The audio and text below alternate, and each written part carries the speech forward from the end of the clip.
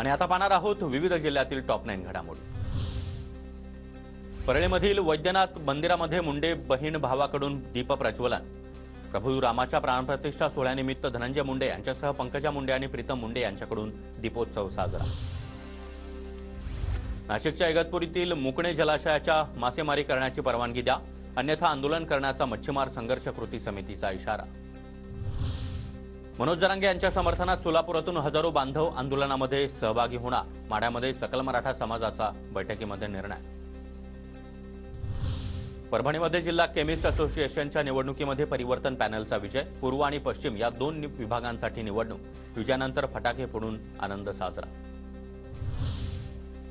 परभणीच्या पाथरी तालुक्यामध्ये रब्बी पिकं पाण्याअभावी संकटात, जायकवाडीतून सिंचनासाठी पाणी सोडण्याची शेतकऱ्यांची मागणी। पनवेलमध्ये भाजीपाल्याची आवक घटली, दररोजपेक्षा 15% भाजीपाला दाखल न झाल्याची नोंद। सोमवारी व्यापारी वर्गाने देखील दुकानं बंद ठेवल्यानं भाजीपाल्यावर मोठा परिणाम। भंडाऱ्यातील बघेडामध्ये शालेय सामान्य ज्ञान परीक्षा आणि मॅरेथॉन स्पर्धा संपन्न, छत्रपती शिवशंभू प्रतिष्ठानच्या वतीने स्पर्धेचं आयोजन, शालेय विद्यार्थ्यांचा मोठा सहभाग।